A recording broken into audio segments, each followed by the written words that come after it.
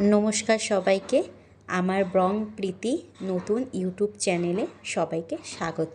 আজ করছি ডিম তড়কা।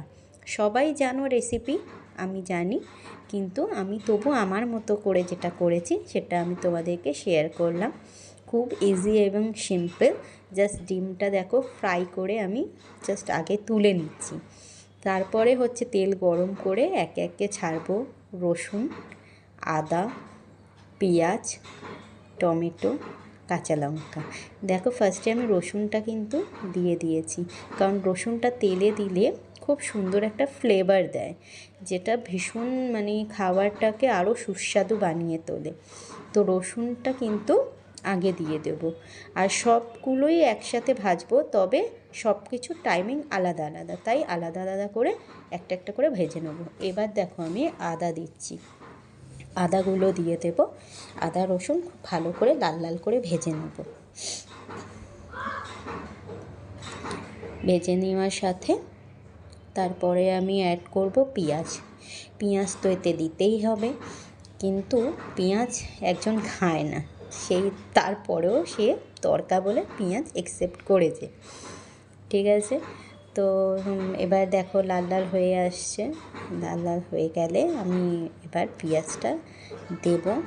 আচ্ছা দেখো, এবার আমি পেঁয়াজটা দিচ্ছি। দেখো খুব সুন্দর করে ছোটো ছোটো করে কেটে নিয়েছি। তরকারি কিন্তু প্রত্যেকটা যা দেবে সব ছোটো ছোটো করে কাটবে, তাহলে জিনিসটা ভালো লাগে, দেখতেও ভালো লাগে, খেতেও ভালো হয়। তো দেখো এবার পেঁয়াজটা কিন্তু আমি বাদামি করে ভাজবো, একদম পুরো লাল করে দেব না, একটু হালকা হালকা বাদামি করে ভেজে তারপরে আমি টমেটোটা অ্যাড করব। শেষে হচ্ছে নুন আর হলুদ, চিনি, এগুলো একদম লাস্টে অ্যাড করতে হবে, কারণ একটু ভাজার সময় দিতে হবে। ঠিক আছে, আর টমেটো একদম শেষে থাকে, কারণ টমেটো যদি তোমরা আগে দাও তাহলে অন্য টমেটোর যে টক ভাবটা, সেটার জন্য অন্য কিছু সবজিকে ভাজতে দেয় না। দেখো আমি টমেটোটা দিয়ে দিয়েছিলাম, সাথে নুন হলুদ দিয়ে দিয়েছি। দেওয়ার পর টমেটোটা অনেকটাই মেল্ট হয়ে এসছে। এবার এটাকে আমি ভালো করে কষাবো, খুব ভালো করে কষাবো। আচ্ছা, কে কোথা থেকে দেখছো ভিডিওটা আমাকে একটুখানি প্লিজ কমেন্টে জানিও, তোমাদের কীরকম লাগে, কে পছন্দ করো তড়কা খেতে, কেউ পছন্দ করো না। তো দেখো আমি বকছি এবং বলছি, দেখো আমার মশলার মধ্যে শুধু লঙ্কাই দেখা যাচ্ছে, কারণ ঝালটা আমরা একটু বেশি খাই, সে কারণে লঙ্কা দিয়েছি। খুবই এটাকে ভালো করে কিন্তু ভাজতে হবে, একটু যেন ওই টমেটোর যে কাঁচা ব্যাপারটা যেন না থাকে। দেখো একদম লাল লাল ভাজা হয়েছে, এটা কিন্তু আরও ভাজা হবে, এখানেই নয় আরও ভাজা হবে। তারপরে আমি কিন্তু অলমোস্ট হয়েই এসছে। এবার আমি ডালটা দিয়ে দিলাম, দেখো ডালটা দিয়ে দিলাম। এবার ডালটা দিয়ে কিছুক্ষণ, এটা কিন্তু বেশি সময় লাগে না, কিছুক্ষণ নাড়াচাড়া করলেই হচ্ছে গিয়ে দেখবে একটা ঘন ঘন ভাব হয়ে গেছে।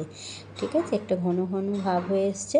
তারপরে আমি একটু স্বাদ মতো আর একটু নুন দিয়ে দেব, দিয়ে জিনিসটা নেড়ে নেব। আর একদম দেখো, এইবার দেখো, দেখেছো কত সুন্দর থিক হয়ে গেছে। এই যে থিকনেসটা, এটা ঠিকঠাক একদম থাকে, তো কেউ এর থেকেও বেশি থিকও রাখতে পারে, সেটাকে আরেকটু ফুটিয়ে নিতে হবে। ব্যাস, শেষে আমি এই যে ধনে পাতা দিয়ে নামিয়ে নেব, কিছুক্ষণ ঢেকে রেখে নামিয়ে নেব। দেখো